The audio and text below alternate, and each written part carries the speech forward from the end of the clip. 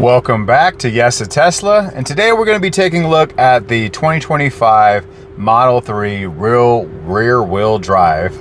I'll get it soon enough, okay? I'll get it soon enough. And we're going to go ahead and take a look at a few things that I feel like you should know about this vehicle. I'm currently 6'2", that's how tall I am, and I want to show you how much room you would have if you were over 6 feet when driving or riding in the back of this car. So when I'm driving, this is what it's gonna look like. I'm at my set profile where I want to be, and then I'm gonna get in the back seat and let you know exactly what that looks like. Also, what we're gonna be doing is testing out the horn, because I am super wanting to know about how loud this horn is from inside the car compared to when I roll the window down to see what it is on the outside of the car. Also, I'm gonna show you a few things that I feel like is highly necessary to know, just in case you get into your Tesla and you didn't know that you could do it. I'm just gonna point out a few things, okay? Without further ado, I appreciate you guys. Make sure you hit that subscribe button and let's get started with the video. Okay, so this is my seated position in the front seat. That's how far I am from the wheel. My feet are right up to to where they need to be able to drive. I got everything in control. Everything's good. Ambient lighting on fleek, things like that. So I got everything where I need it here. So now you know what it looks like up here. We're gonna go jump to the back seat and show you what it looks like back there. So if you are directly behind me and you're my height, that's what it's gonna look like, bro. That is what it's gonna look like.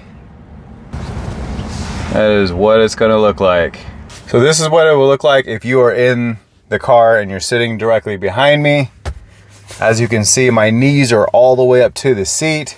So if someone was riding back here and they were my height, most likely they're gonna say, please, could you move up a little bit? And comfortably, I can move up probably a little bit further, but like not too much far. I can't even get to it, so it's too far up. Anyways, I'd probably go up around here before I would feel like I was cramped in the front seat. So it is a little bit not so spacious in the back, so just be the driver, don't be the passenger when it comes down to being in the Model 3. Let's go ahead and take a look, so that way I'm gonna hop out of the car and let you get a side view this way, so that way you can see what you're looking at and what it looks like from the other side. Okay, so this is what it looks like from the other side. That's what it's gonna look like behind this seat. It's like it on camera, it doesn't really. Okay, so here's my hand widespread. That's where your feet's gonna look like. So it is usable. If you have kids, it's totally fine. If you have older kids, as long as they're not too tall, it's totally fine. If you have a bunch of roommates that you're trying to shove on here and to go out on a party night, you might want to take that Model Y, okay? So now what we're gonna do is we're gonna go ahead and test out the horn. I'm gonna go ahead and turn off the AC so you can hear just the horn. And let's see. That was pretty low. Now let's see what it sounds like with the window down. It's still pretty low. So it's like, if you really wanted to lay on the horn, yeah, I mean, they might hear you. My Model Y has a really loud horn compared to that. It is like 100 million degrees out here, so I'm gonna go ahead and turn this right back on, baby. Okay, cool. Yeah, hold on. Boom, there we go. All right, perfect. And then also, so let's go over a few things. So a lot of people complain about not being able to open the glove compartment, which is very annoying, because if you want to open the glove compartment without the way I have it at, you could have to click on here, you gotta go over here, right there it is right there. So you gotta click on this, which is the car, then you go all the way to the top right, which is the glove box. Controls is the setting, boom, but usually when you click on this, that's exactly where you start off anyways. Or you can go up here if you can't find that for some reason and type in glove, and boom, there's glove box. So let me see the controls here. So yeah, this takes you back to controls, and here you go. Boom, click on right there, okay? What I did, and something that I feel like everyone should do, especially if you don't have this button right here programmed to anything, which is the scroll wheel, what you do is you want to go ahead and program that so you can hold it down, and boom, it pops it right open. Just like that, okay? The great thing is it's just magnetic, so it just clips right in, doesn't actually latch. So when you're doing that, how you set that up is going to be, there it is right there. So you want to go to display. So you see what I mean? I'm still brand new to all this. So go to display. So you go click on the car again, go to the down a little bit and click on display. Scroll this down because this is where you're going to be at. Scroll this down, click on scroll wheel function. Click on that, and these are the different things that you can program this button for, which you have to hold it to have it happen. I wish you could just press it and go. I have it done for the glove box because the dome lights are pretty easy to do. The defrost is not necessary because it's 100 million degrees outside. Steering wheel heat doesn't matter because it's 100 million degrees outside. Acceleration mode, not a big deal. I'm okay with just going to, going to dynamics and clicking it right there. Save dash cam. I was going to do that. But then people said that you can just tap the button right here and it just saves the clip. Otherwise, it's recording as long as you have a good one in there. I don't know what this one is. So Tesla did give me my own one. There it is right there. Ugh. So they gave me this one right here, which I don't know. Oh, so it's 128 gigs right here. It's the official Tesla one that came with the car, 128 gigs, which honestly I'm probably going to upgrade it anyways and get the 256 that's in my other car, because ultimately it saves 10 minutes at a time. Hold on. Now also, okay, real quick, let's just go over this real quick. So look how small this is. Whoever engineered this is crazy. This is way too small. Like my hand literally gets caught in there. So all the way in the back. Look how small and narrow that is. It's so small. Like look at this. This is my mic right here, right? This is what I use for my mic. And it's literally the size of my palm of my hand. And look at that. It's almost touching the ceiling. Come on, Tesla. You spend way too much on this car to have such a small thing. That's crazy. Small little glove box. Anyways, I'm going to have to put the phone down just to get this in there, okay? I had to literally go like this to slip it in there. Okay, that's probably why they engineered the thumb drive so small like that and so like pointed like that, because they knew you were going to have to squeeze your hand in there just to get it. So anyways, so these are all the things that it goes with, and I always, like I said, I would just highly suggest doing the glove box. And it'll say right here, long press left scroll wheel for access. Okay, so that's good. I like that. And you got voice recognition, voice navigation, which I don't like voice navigation anyways.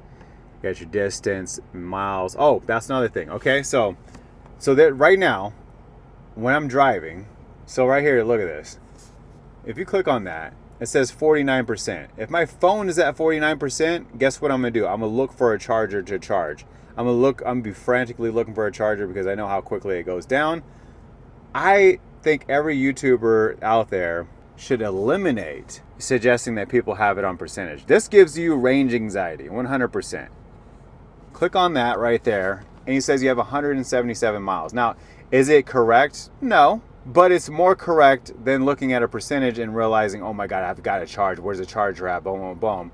Or letting yourself get down to like 10%, 15%. So if you're at 10%, 15%, it's going to say you have 20 to 30 miles left. Just like if you were on E and the light came on, you have 20 to 30 miles left. That's exactly what it is. Plus they have a little bit in the reserve tank as well, but I wouldn't press that. I'm not one of those people that likes to do all that, okay? So I would suggest clicking that right there and leaving it on miles versus percentage, okay? And also, since I got this car brand new out the shop, out the warehouse, the trips is not something I have to reset. So if I want to reset a trip, I reset trip A only. And the reason why I do that is because if I reset both of them, then I don't know how many miles and how efficient my battery was. This is how trip B works. So trip A, I can reset. Trip B will never be reset. This is what I call the lifetime of the Tesla, is these miles right here, okay? I'm kind of curious. I was thinking about running a battery test, just to make sure that my battery is actually at 100% and at the maximum 99%, okay?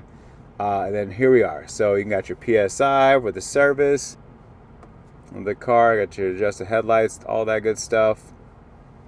Battery health. So when you go to service, you want to go to battery health, and it's going to tell you how long this is going to take.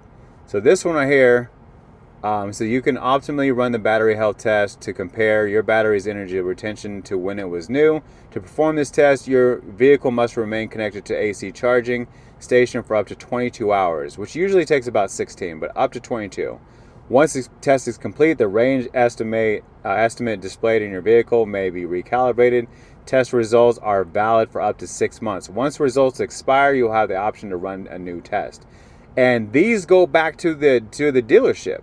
So when you run this, let's just say I ran this and it said I had 70% left and I just barely got this car. That means something's wrong with my battery. That'll be reported to Tesla, and I don't even have to call them. It'll take a little bit of time, but they'll get the red alert and they will call me and tell me about what's going on with my car, and I need to bring it in to get a battery replacement. Something's wrong with my battery. I would suggest running your miles all the way down, and that's when you want to switch it to percentage. So percentage wise, you run it all the way down to percentage, and you want to get to about 10%, because it's going to run it down to 2%, do a few little testings and whatever, and then it'll charge it all the way up to 100%. That's why it takes so long. And then it'll give you the results once it's fully complete.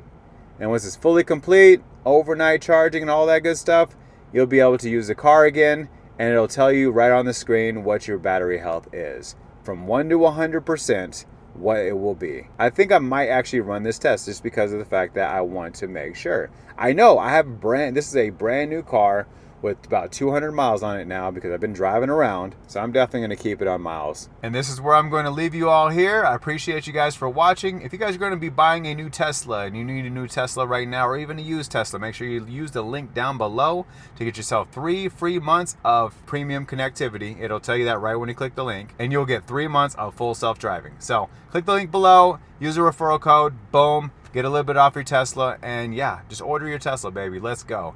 If you haven't subscribed yet, make sure you subscribe. Thank you so much for tuning into Yes a Tesla. Have a good day.